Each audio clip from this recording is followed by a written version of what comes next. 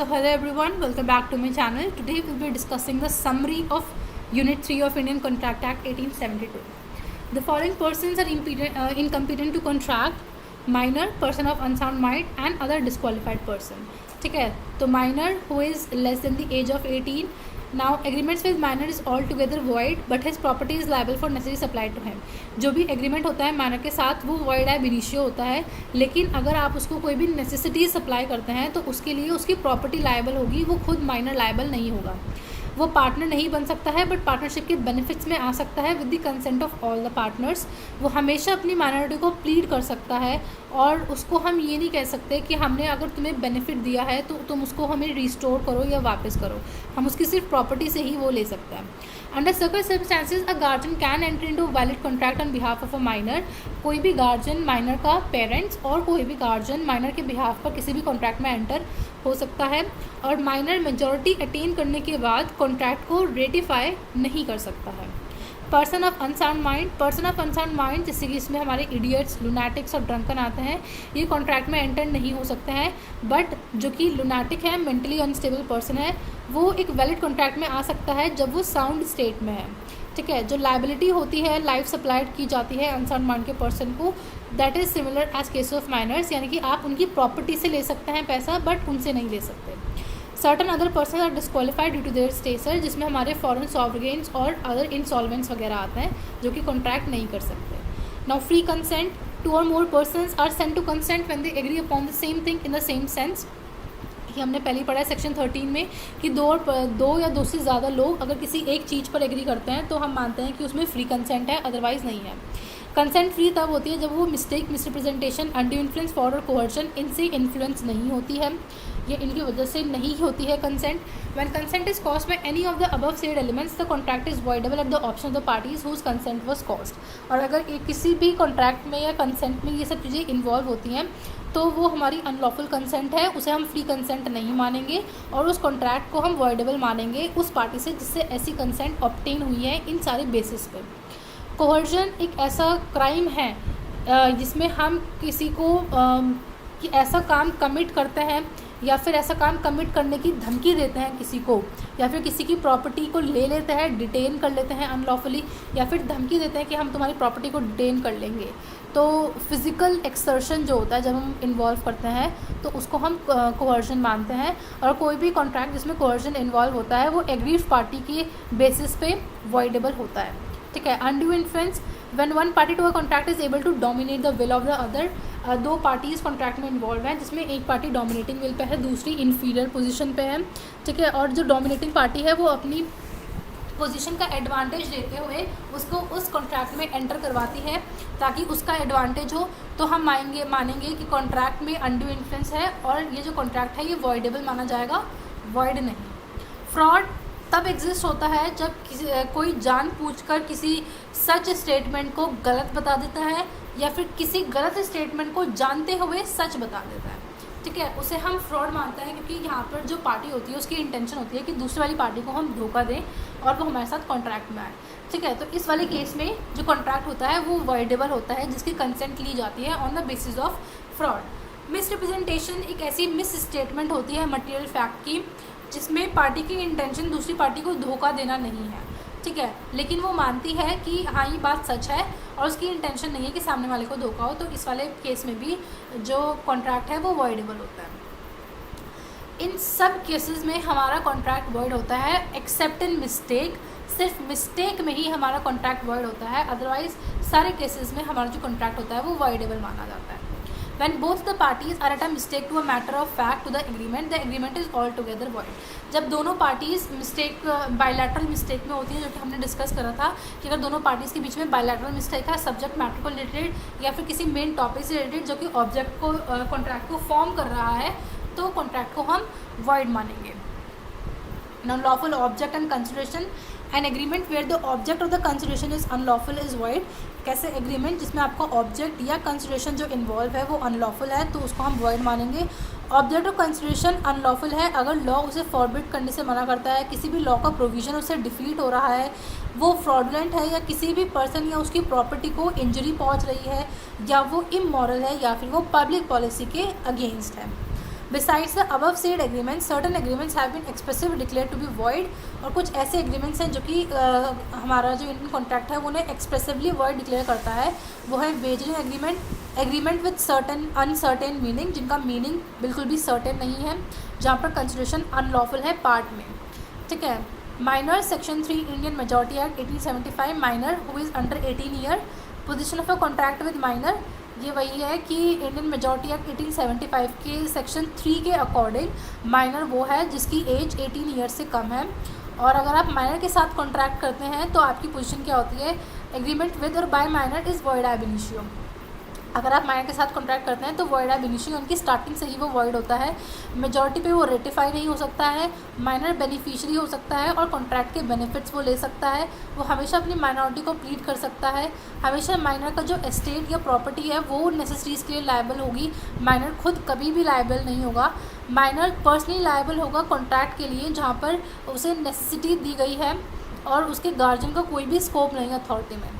Minor is personally liable for contracts for his benefit or supply of necessary entered by guardian within his scope of authority।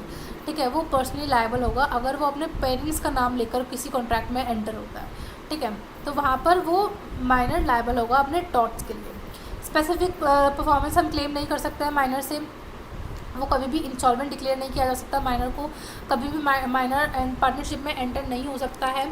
वो agent बन सकता है लेकिन उसकी कोई personal liability नहीं होगी एजेंट बनकर। पेरेंट गार्जियन जो हैं वो लायबल नहीं होंगे, अगर उसने कोई कॉन्ट्रैक्ट करा है उनके नाम पर तो वो लायबल नहीं होंगे। और जॉइंट कॉन्ट्रैक्ट अगर होता है अडल्ट और माइनर के बीच में तो सिर्फ उसमें अडल्ट ही लायबल होगा, माइनर लायबल नहीं होगा। अगर अडल्ट श्योरिटी है माइनर के लिए तो अडल्ट लायबल होगा उनके थर्ड पार्टी के बीच में, माइनर कहीं भी उसमें भी लायबल नहीं होगा श्योरिटी वाले कॉन्ट्रैक्ट में भी। शेयर्स माइनर को अलॉट नहीं हो सकते हैं बट माइनर शेयर होल्डर बन सकता है अगर उसको ट्रांसफ़र किए जाएँ उसके किसी पेरेंट से एज लीगली, ठीक है। मान लेते हैं एक ए पर्सन है, उनकी डेथ हो जाती है तो जो प्रॉपर्टी वो हेल्ड करते हैं इन फॉर्म ऑफ शेयर्स वो उनके बेटे को ट्रांसफ़र हो जाएगी जो माइनर है, तो वो लॉफुल है। माइनर टॉर्ट्स के लिए लायबल होता है जो कि सिविल रॉन्ग्स होता है। Contract with person of unsound mind वो वॉइड होता है। यूजुअली अनसाउंड माइंड अगर साउंड माइंड का है तो वो कॉन्ट्रैक्ट कर सकता है, और अगर पर्सन जो कभी कभी पागल रहता है, कभी साउंड सही रहता है, तो जब वो सही रहता है साउंड माइंड का होता है तो ही वो एक हमारे वैलिड कॉन्ट्रैक्ट में एंटर हो सकता है, अदरवाइज़ वो वॉइड माना जाएगा। और कौन कौन पर्सन डिस्क्वालीफाइड बाय लॉ हैं, इसमें आते हैं हमारे foreign sovereigns, rulers, alien enemy, corporations और कॉन्वेक्ट्स और इंसॉल्वेंट्स भी, ठीक है, जो कि कॉन्ट्रैक्ट नहीं कर सकते हैं। Consent and free consent, 2 or more persons are said to consent when they agree upon the same thing in the same sense, इसे ही हम कंसेंसस एड आइडम बोलते हैं। जहाँ पर कोई भी कंसेंट नहीं होती है वहाँ पर कॉन्ट्रैक्ट नहीं होता है। फ्री कंसेंट, कंसेंट तब फ्री मानते हैं जब उसमें कोहर्जन नहीं होता है, अनड्यू इन्फ्लुएंस नहीं होता है, फ्रॉड नहीं होता है, मिसरिप्रेजेंटेशन नहीं होता है और मिस्टेक नहीं होता है। कोहर्जन इसका मतलब यही है कोई भी ऐसा काम करना है या थ्रेटन करना जो कि आईपीसी मना करता है करने से, या किसी की प्रॉपर्टी को डिटेन करना है या धमकी देना कि हम डिटेन कर लेंगे। कॉन्सिक्वेंसेस क्या होते हैं कि ये वॉइडेबल होता है जिसकी कंसेंट कोहर्जन से ली जाती है। पर्सन जिसको कोई भी बेनिफिट मिले हैं उसको उन बेनिफिट्स को रीपे या रिटर्न करना पड़ेगा। बर्डन ऑफ प्रूफ किस पर लाई करता है, वो एग्रीव्ड पार्टी पर लाई करता है। Threat to commit suicide is coercion, और अगर आप सुसाइड करने की धमकी दे रहे हैं तो वो भी कोवर्जन के अंदर ही माना जाता है। अनड्यू इन्फ्लुएंस, अगर कोई भी दो पार्टीज़ हैं कॉन्ट्रैक्ट के बीच में और वो इस पोजीशन में है कि एक डोमिनेटिंग विल पे है, दूसरी इन्फीरियर पोजीशन पे है, और कोई अपने उस डोमिनेटिंग विल का फ़ायदा उठाकर एडवांटेज लेता है कॉन्ट्रैक्ट में और उसको एंटर करवाता है, तो उसको हम अनड्यू इन्फ्लुएंस मानेंगे। कॉन्सिक्वेंसेस ये होते हैं कि कॉन्ट्रैक्ट जिसकी कंसेंट ली गई है अनड्यू इन्फ्लुएंस से, उसके ऑप्शन पे कॉन्ट्रैक्ट वॉइडेबल होता है। ऐसे कॉन्ट्रैक्ट को हम एब्सोल्युटली अवॉइड कर सकते हैं, उसके बेनिफिट्स को रिसीव कर सकते हैं ऐसे टर्म्स एंड कंडीशन पे जो कि कोर्ट को ठीक लगे। बर्डन जो है वो फर्स्टली एग्रीड पार्टी के ऊपर लाई करता है, बट बाद में जो हमारी डोमिनेटिंग पार्टी होती है उसके ऊपर लाई करता है कि हाँ इसमें डोमिनेटिंग पोजीशन वाला रोल अप्लाई नहीं हुआ है।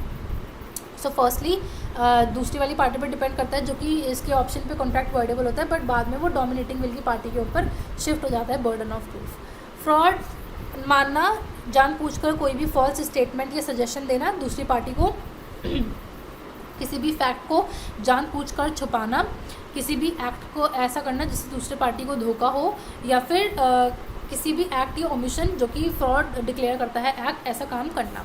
ठीक है। असेंशियल्स क्या होते हैं कि आपको रिप्रेजेंटेशन ऐसी होनी चाहिए जो कि गलत हो।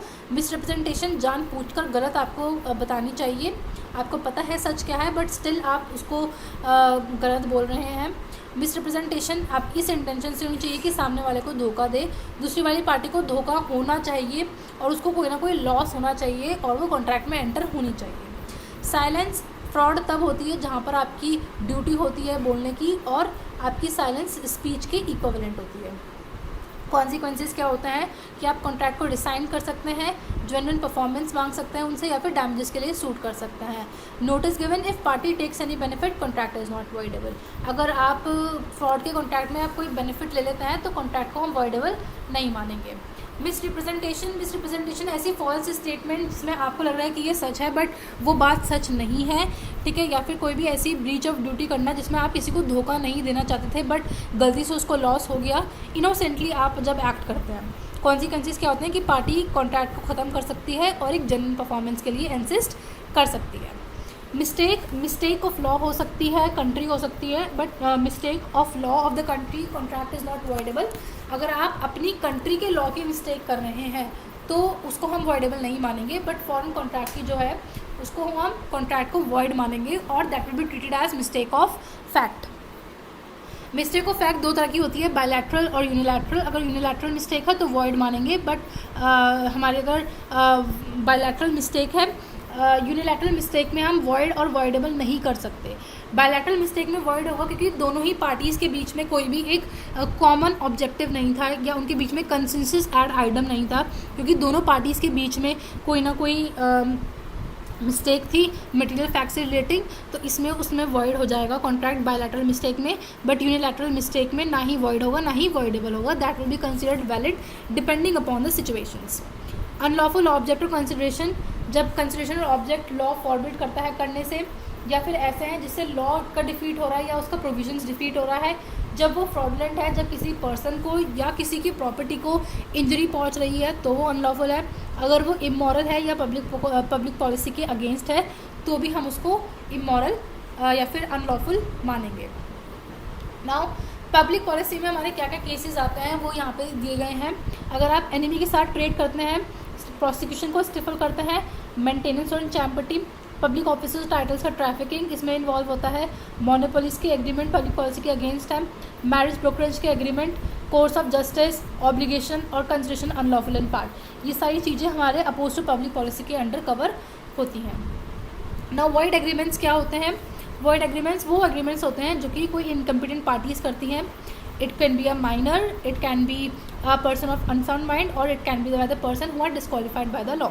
ठीक है। म्यूचुअल मिस्टेक होती है जहाँ पर कंसिडरेशन का ऑब्जेक्ट अनलॉफुल होता है, जहाँ पर कंसिडरेशन पार्ट्स में अनलॉफुल होती है, बिना कंसिडरेशन के कॉन्ट्रैक्ट वो भी वॉइड होते हैं। रिस्ट्रेंट ऑफ मैरिज कॉन्ट्रैक्ट है वो भी वॉइड है, रिस्ट्रेंट ऑफ ट्रेड का भी वॉइड माना जाता है, legal proceedings restraint with uncertain meaning, wagering agreements और टू डू इम्पॉसिबल एक्ट, ये सारे हमारे वॉइड एग्रीमेंट्स होते हैं। वेजरिंग एग्रीमेंट हमारे वो एग्रीमेंट्स होते हैं दो पार्टीज़ के बीच में, जहाँ पर एक पार्टी दूसरी पार्टी को मनी या फिर मनी वर्थ देने का प्रॉमिस करती है एक सर्टन अमाउंट के लिए, अगर वो इवेंट होता है या नहीं होता है। असेंशियल्स क्या होता है कि प्रॉमिस होता है कि आप मनी देंगे, एक अनसर्टेन इवेंट इन्वॉल्व होता है, म्यूचुअल चांस होना चाहिए दोनों पार्टीज़ के बीच में जीतने और हारने का, इवेंट के ऊपर किसी का भी कंट्रोल नहीं होना चाहिए और ना ही इवेंट के हैपनिंग या नॉन हैपनिंग में किसी का कोई इंटरेस्ट होना चाहिए या कोई बेनिफिट होना चाहिए। इफेक्ट्स क्या होते हैं? जो हमारे वेजरिंग एग्रीमेंट्स होते हैं ये वॉइड होते हैं और इसमें अगर आप हार जाते हैं तो भी आप पैसे को रिकवर नहीं कर सकते। ट्रांजैक्शन जो कि वेजर के सिमिलर है बट वो वेजर नहीं है, इसमें आता है हमारे chit fund, share market transactions, game of skill और crosswords which are more than 1000 rupees, और हॉर्स रेस प्राइस ट्रांजैक्शंस जिसमें 500 से ज़्यादा का अमाउंट होता है वो वाले, और कॉन्ट्रैक्ट ऑफ इंश्योरेंस। ये दिखते हैं wagering agreement but these are not wager. ठीक है। So this was it for this video. I hope you are able to understand it. Thank you so much for watching my video.